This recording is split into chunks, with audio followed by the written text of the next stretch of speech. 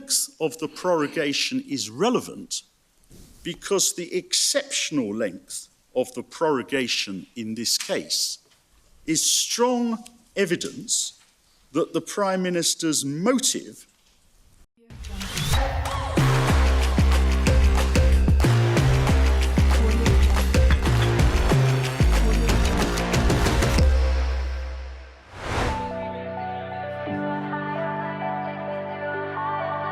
I feel it in my veins, masking all this pain, been searching high and low with nowhere else to go. Setelah berita soal gugatan yang dilayangkan pihak IPL kepada Manchester City mencuat ke publik, kini perhatian seolah tak henti-hentinya tersorot kepada klub kaya raya tersebut, di mana banyak yang menantikan bagaimana cara pihak City melawan gugatan dari pihak IPL yang mengklaim kalau klub Manchester biru tersebut telah melakukan lebih dari 100 pelanggaran finansial dalam kurun waktu 2009 hingga 2018.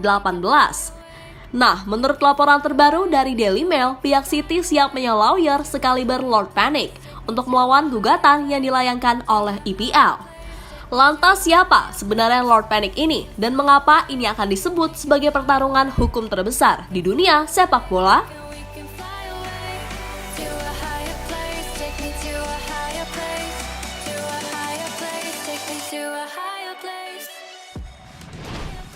Setelah mendapat berbagai dakwaan atas 100 lebih pelanggaran yang dilayangkan pihak IPL, Manchester City yang semula hanya mengeluarkan statement lewat situs resminya, tampaknya kini akan benar-benar melakukan perlawanan untuk membuktikan bahwa mereka tidak bersalah.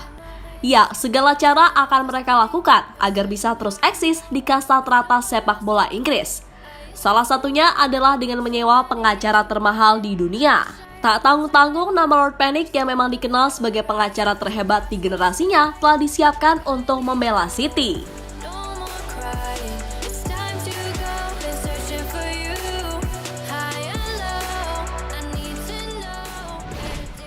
Ya, David Panic Casey atau yang biasa dikenal dengan Lord Panic memang bukanlah pengacara sembarangan, di mana dia merupakan salah satu pengacara paling berpengaruh di generasinya. Sebagai profesional, Lord Panic adalah seorang advokat berpengalaman yang secara teratur telah muncul di hadapan Mahkamah Agung dan telah bertindak dalam banyak kasus administrasi dan hukum publik terkemuka selama 20 tahun terakhir.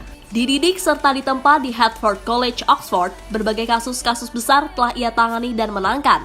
Di antaranya ada kasus Spycatcher, ketika dia mewakili Sunday Times dalam pertempuran melawan pemerintah. Mewakili Boris Johnson mengalahkan pemerintah 2 kali atas Brexit dan berhasil mengajukan banding terhadap larangan UEFA kepada Manchester City di CAS pada tahun 2020 lalu, serta membantu menangkis gugatan dari Joy Roll setelah Manchester City memecatnya.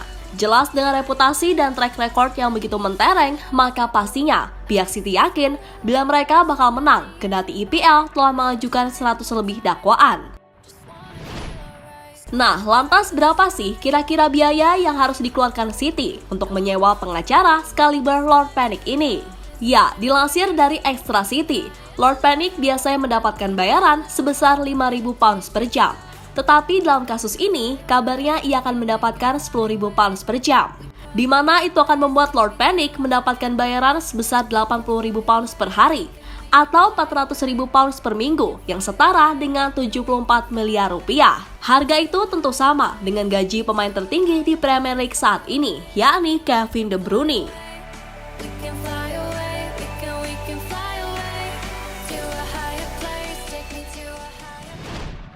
Sementara itu, kasus Manchester sendiri kabarnya akan ditangani secara tertutup oleh komisi independen, di mana komisi ini baru akan dibentuk dan diisi oleh anggota-anggota netral.